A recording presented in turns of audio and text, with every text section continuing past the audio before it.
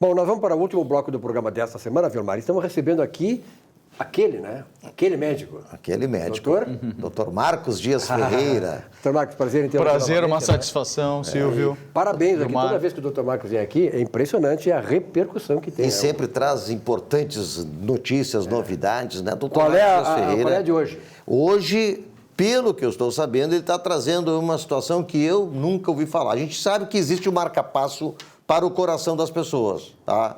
Agora o doutor Marcos diz que também existe o marca-passo para... Bexiga. Bexiga. É impressionante, na verdade, quando a gente fala nesses dispositivos como marca-passo, a gente tem que lembrar que ele é o quê? Um dispositivo que tem uma bateria, e essa bateria ela tem uma duração realmente bastante longa. Imagina numa questão cardíaca, né? Numa arritmia cardíaca, o sujeito precisa manter o coração funcionando no ritmo adequado, para que, né, um déficit de batimento cardíaco pode levar esse paciente ao óbito, né? Ou uma taquiarritmia, uma frequência muito mais alta, levar ele a uma fibrilação atrial, algum outro tipo de alteração mais séria de batimento cardíaco, que também possa ameaçar a vida desse indivíduo. Então, é um dispositivo muito importante na questão, no caso cardíaco, da manutenção do status vital desse paciente. Só que esses dispositivos, eles têm sido pesquisados também para poder transmitir energia elétrica, através também das mesmas baterias miniaturizadas, para outros órgãos, né, que também funcionam através de impulsos elétricos. E um desses órgãos é a bexiga. Então, nós temos algumas disfunções da bexiga, como o baixo funcionamento da bexiga, que acontece de forma muito comum no diabético, por exemplo. Então, o paciente diabético que tem a retenção de urina, porque a bexiga não consegue se contrair direito, ele pode ser um dos beneficiários, né, dependendo da avaliação médica adequada, eventualmente ser um dos beneficiários desse tipo de dispositivo, que é o marca-passo de bexiga. Outro tipo de paciente também é o paciente que apresenta uma condição que a gente chama de hiperatividade da bexiga. A gente chama, né, muitas vezes aquela questão comum que todo mundo conhece, a criança hiperativa, né, que está toda hora pulando para lá e para cima e para baixo. O que normalmente se faz nessa situação da criança? Normalmente se faz a medicação, né? A criança hiperativa, via de regra, tem um bom resultado terapêutico com tratamento medicamentoso, fora outras terapias.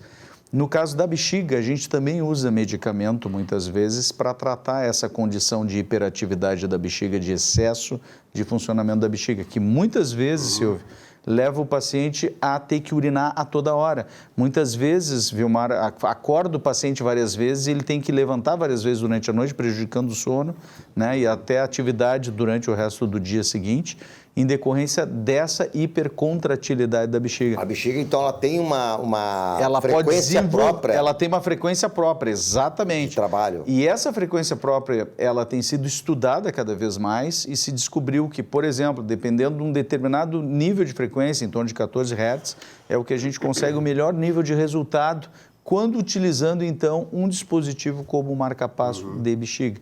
Tem algumas marcas comerciais, uma das mais comuns, e aqui eu não estou fazendo propaganda de ninguém, mas é de um laboratório chamado Medtronic, que é um dos maiores laboratórios do mundo, né? Nós tivemos a oportunidade, inclusive, de conhecer lá em Minneapolis, e que desenvolve esses dispositivos eletrônicos para diversos órgãos, né? Um nível de pesquisa realmente de ponta. E, doutor, essa disfunção, digamos, ela ocorre em pessoas jovens ou só na meia-idade, idosas e tal? É incrível, Silvio, mas na verdade isso pode acontecer desde crianças, obviamente, no caso de crianças ou jovens isso não é indicado, né, esse tipo de dispositivo, não existem pesquisas que deem esse fundamento, mas adultos, obviamente, um grande número de adultos apresenta essa disfunção chamada hiperatividade ou a hipoatividade, dependendo da doença que o indivíduo apresente.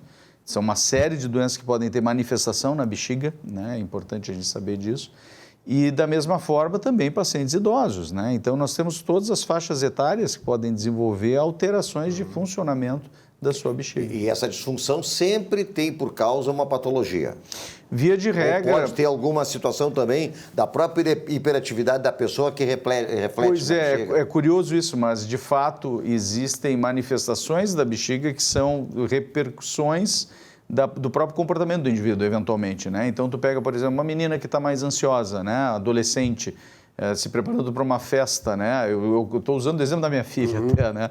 E que muitas vezes, numa situação de maior estresse, ela pode, de fato, ter uma vontade de urinar mais frequentemente. Né? Então, ela termina de sair do banheiro, de ter esvaziado sua bexiga, dali 5 minutos tem que ir novamente para urinar mais um pouco, mas isso vem como reflexo da ansiedade. Então, aí responde a tua pergunta, Vilmar, isso também pode acontecer como uma manifestação do estado emocional do indivíduo, mas entenda, o dispositivo, quando a gente fala especificamente em tratamentos para essa condição da hiperatividade, nós estamos falando das condições de doença, né, de patologia. E esse dispositivo, ele vai próximo, vai na região abdominal? Pergunta muito boa, Vilmar. Na verdade, a gente faz sempre um teste em torno de uma semana com um dispositivo externo. A gente implanta... externo? Primeiro se implanta os eletrodos, né? Se faz um implante de eletrodos diretamente dentro de um canal nervoso específico. Isso é feito por punção, né? Dentro de um bloco cirúrgico, em todas as condições de asepsias adequadas. E se conecta uma bateria externa que vai fazer as medidas, então, adequadas de calibração do dispositivo para que a gente possa saber se o paciente vai ter a resposta que a gente espera. Se o paciente tiver a resposta esperada, ele pode ser candidato ao implante do dispositivo, que daí é como se fosse o marca-passo. Marca-passo, tu sabes, a pessoa implanta embaixo da pele, né? E no caso do marca-passo de bexiga também se faz o implante embaixo da pele, só que mais próximo da região onde foi implantado, que normalmente é próximo dos glúteos, das nádegas. Ah, sim. E como é que fica a atividade da pessoa no dia a dia? Pode praticar esporte, nadar, etc.? As atividades são normais, né? Claro que a gente normalmente pede, num primeiro momento, as primeiras semanas, na verdade, que o paciente evite grandes flexões de tronco, né? Sim. Coisas que possam favorecer eventualmente um deslocamento maior do dispositivo enquanto o organismo está se adaptando a ele. Mas depois disso, normalmente ele é liberado para as atividades. Sofreu alguma pancada, doutora? Tem algum efeito? O dispositivo ele é bastante blindado, né, no sentido de proteção, né? Fica embaixo da pele. Imaginando o cara praticar luta livre, jiu-jitsu, sei lá. Pois é, na verdade é uma condição de maior risco, né? No sentido até de deslocamento, eventualmente, dependendo da manobra que a pessoa faça. Mas normalmente para as atividades rotineiras não há impedimento. Nenhum problema. Nenhum. Doutora, os médicos sempre recomendavam, eu sempre sigo isso aí, eu corri maratona e tal, a gente sabe que tomar bastante água, né? Algum tempo atrás, pouco tempo atrás, eu tomava muita água antes de dormir. E o que acontecia? Acordava 3, 4 vezes de madrugada para esvaziar a bexiga. Com certeza. Aí parei a não tomar mais água e durmo 7 horas, 8 horas normal.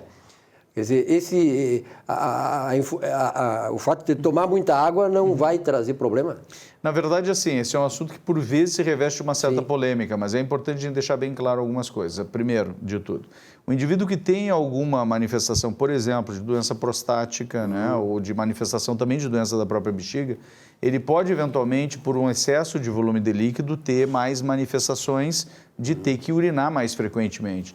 E isso, por vezes, vai prejudicar o sono desse indivíduo. Nesses casos, Silvio, a gente orienta que o paciente, de fato, reduza a sua ingesta imediatamente antes de dormir, né? Ou seja, algumas horas ali, 2, 3 horas antes, seja a última ingesta de líquido dele. Por outro lado, Silvio, a gente não deve esquecer que tem estudos também que sugerem que o paciente que fica um período muito longo de desidratação, né? Durante o período do sono, ou seja, ele ficou mais de 12 horas até o despertar dele sem ter tomado líquido, existe um risco maior de aumento da viscosidade sanguínea. E nesse sentido aumentaria o risco de determinados eventos tromboembólicos ou cardiovasculares. Bom, tem muita coisa a aprender, né? Mas estamos chegando ao final do programa. Eu quero agradecer o Dr. Marcos. Olha aqui, o Dr. Marcos Ferreira, mestre e doutor em cirurgia pela URGS e pós-doutorado Harvard Medical School. Parabéns, idealizador e presidente de honra do Instituto de Próstata do Brasil. Que beleza. Doutor Marcos, é uma grande honra tê-lo aqui com o programa, né? E, sobretudo, que o senhor está trazendo esses ensinamentos, esses esclarecimentos que são fundamentais para criança pequena, para jovem, adulto e para idoso. Obrigado. Muito obrigado pela oportunidade. Não esquecer que o urologista não é o médico só do homem, é o médico da família, né? Homens, mulheres, crianças e idosos. Muito bem. Muito obrigado pela sua audiência também. Na semana que vem, um novo encontro. Até amanhã.